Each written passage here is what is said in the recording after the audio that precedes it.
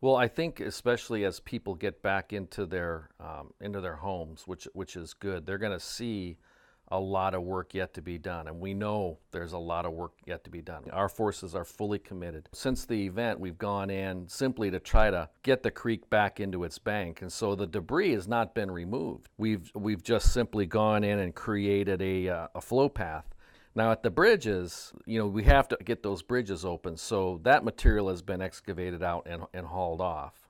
But between the bridges, there's enormous amounts of debris that is still in place. Some of it, that large rock that we actually have to use a charge to make manageable, there's not a piece of equipment made that can pick those things up. So one way or another, you have to blast them into smaller pieces or break them into smaller pieces. Caltrans did that up on Highway 192, and we just recently completed doing that.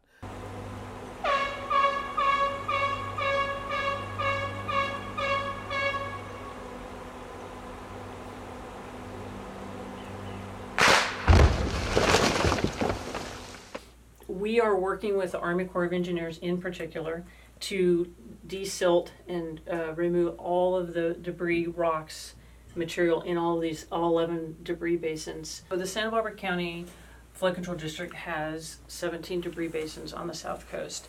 11 of those debris basins are located downstream of the Thomas Fire perimeter.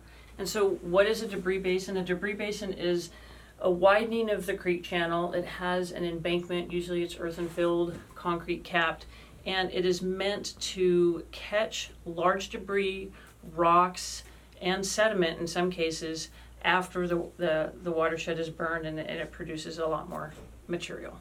Starting in Carpinteria, we have Gubernador Debris Basin, we have Franklin Debris Basin, Santa Monica Debris Basin, Arroyo Paredon, Toro Basin East, Upper West Toro, Lower West Toro Basin on Toro Creek, Romero Basin, San Ysidro Basin, Montecito Basin, and Cold Springs Basin. So all of these basins became completely full of sediment, rocks, debris after this recent storm event.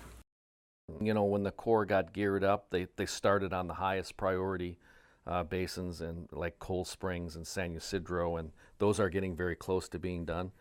Other basins, water has been a problem.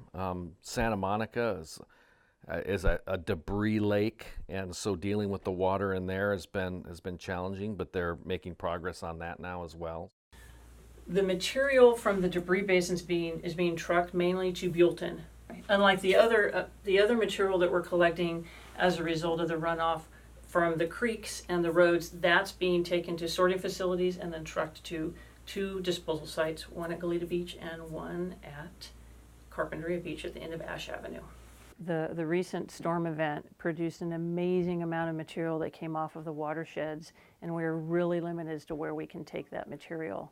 So what happens is that we are taking material from secondary roads and creeks to get them open so that the water has somewhere to go. And once that material is collected, we're taking them to sorting sites. We have a sorting site at the closed Foothill landfill, and then we're also taking material to Ventura Fairgrounds where it's sorted. And in some situations where it's clean enough, we can load it right into trucks, and then we can take it to the beach. And so at those sorting facilities, they're removing trees and rocks, just miscellaneous pieces of material that have come down off of that watershed. And they're screening material, loading it into trucks, and then trucking it to these beach disposal sites. So at the beach disposal sites, we have environmental monitors stationed at each site. We have one person that's checking every load as it's being dumped, and then we also have a secondary person that's supporting that primary inspector, and they're walking on the beach and picking up the occasional pieces of material that aren't screened out in the trucks. So we're trying to keep this material as clean as possible.